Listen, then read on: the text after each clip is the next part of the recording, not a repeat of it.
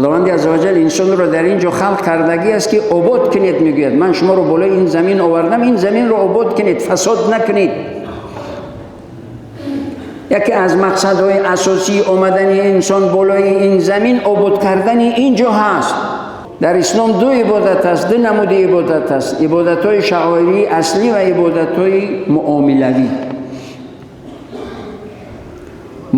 عبادت‌های اصلی و شعائری اصلی یعنی رکن‌های پنجگانه، کلمه و نماز و روزه و حج و زکات کسی که امکانیت دارد.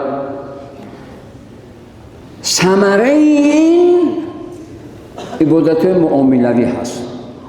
اگر با همسرت ناجور باش، ظلم و ستم کنی، اگر با فرزندت ظلم و ستم کردی، اگر با فرزند برادرت، یا که با فرزند پدرت یا با برادرت یا با همکارت یا دوستت اگر ظلم کردی، پس معلوم میشد که نه نمازت قبول شده است، نه روزت قبول شده است، نه حجت قبول شده است، نه زکاتت قبول شده است، هیچ عبادتت قبول نشده است. قبولیت عبادت ها ثمره و میوه و نتیجهش این است که در زندگی و معاملات آشکار میشد، مثل این پنج پنجه آشکار و روشن میشود. ولی مدامی که در اینا میلنگید استغفار بگویید. مادامی که قهری هستید، از 3 روز قهری اگر کردید، میگوید مسلمان از 3 روز زیاد قهری نمیکند. به خاطر چی پیامبر علیه السلام 3 روز مهلت میدهند؟ برای که این زندگی نمیشود به همین خرخشه و به کمبودی و به پست و بلندی و به جنگ و جدال نمیشود، هیچ ممکن نیست. ولی که شد میگوید از 3 روز زیاد قهری نکن. بهترین انسان مسلمان همونی است که قدم اول رو میگذارد برای آشتی کردن نزد پروردگار. بهترین مسلمان همونی است که تلاش میکند برای آشتی در آوردن، آشتی کردن.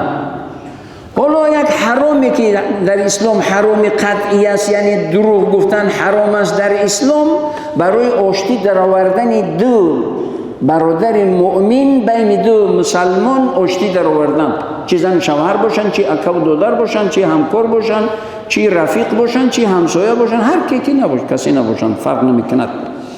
نفر میانه روی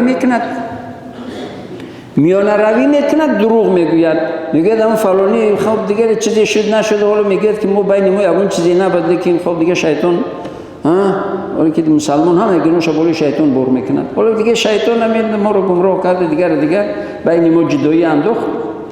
خب نظر نیک دارد نسبت شما، میخواد آشتی کنه، میخواد دوستی کنه، نباشه در قصد جانش است، فقط دشنامش میدید. لیکن این میراد دروغ میگوید، از نام اینش به اینش، از اینش به اینش، دروغ است، لیکن ثواب است همین دروغ.